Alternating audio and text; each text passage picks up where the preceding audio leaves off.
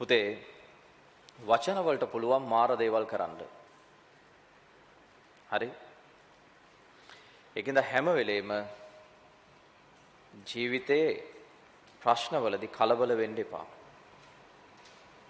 ප්‍රශ්නවලදී කලබල වෙන්න එපා. කලබල වුණොත් ඔයාලා හසුරවන වචන ඔයාලට හානි කරයි. සහ වෙන අයත් එක්ක වැඩ කරද්දී පුළුවන් තරම් සුමට වචන පාවිච්චි කරගන්න. උපක්‍රමශීලී වචන පාවිච්චි කරන්න. ඒවා තමයි HR management කියන්නේ. ඕවා ඇවිල්ලා වෙනම සිලබස් එකකින් ඉගෙන ගන්න ඕනේවා නෙමෙයි. හරි. හැමෝමත් එක්ක කරුණාවන්තව කතා බහ කරන්න. මම ඕගොල්ලන්ට දෙන ප්‍රධාන උපදෙස hina වෙලා ඉන්න.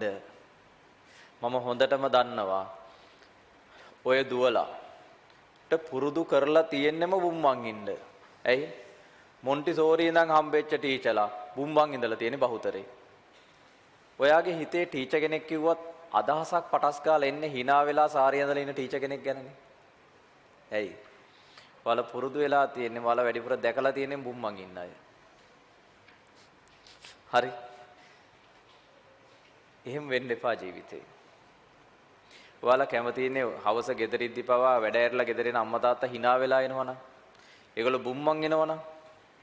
ඔයාලා කැමති නෑ. එහෙම තමයි ඕගොල්ලෝ දිසත් අනිත් අය බලන්නේ. හරි. ජීවිතේ හැම වෙලෙම සතුටෙන් ඉන්න. අඩු පීඩනයක ජීවත් වෙන්න. හරි. එතකොට ජීවිතේ ලස්සනට ඉන්න පුළුවන්. ගොඩාක් ප්‍රශ්න විසඳෙනවා පුතේ ජීවිතේ එතකොට.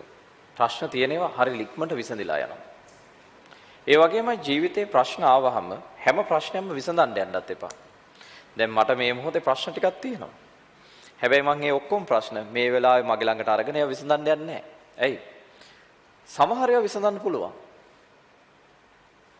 සමහර ඒවා මේ වෙලාවේ මට විසඳන්න බෑ.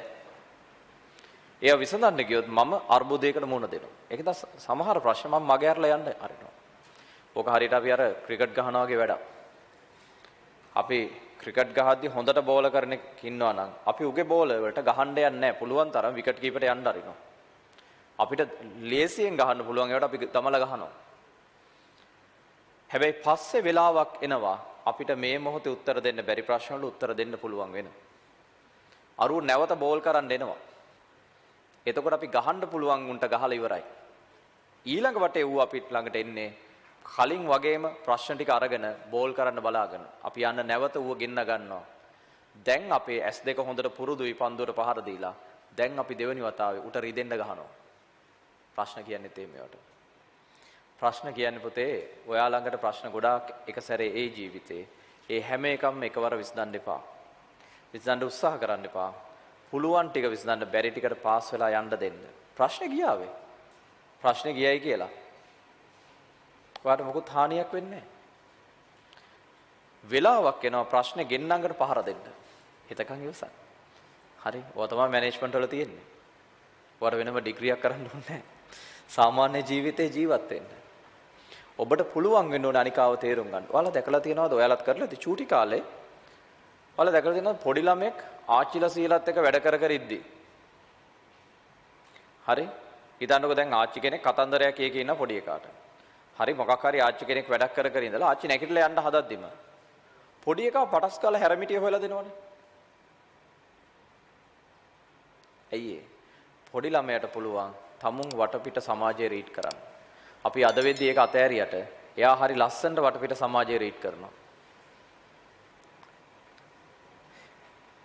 පුතේ මිනිස්සුත් එක්ක ගනුදෙනු කරනවා කියන්නේ එහෙම වැඩක්. ඔයාලට ජීවිතේ හම්බ වෙන හැම වෙලෙම ප්‍රොජෙක්ට් එකක් කරන්න. ඒ ප්‍රොජෙක්ට් එක සාර්ථකව කරගන්න එකයි ඔයාගේ වගකීම. මම ඒව ගැන පස්සේ පැහැදිලි කරන්නම්. පොඩි ප්‍රොජෙක්ට්ස් කොහොමද අපි කරන්නේ කියන එක.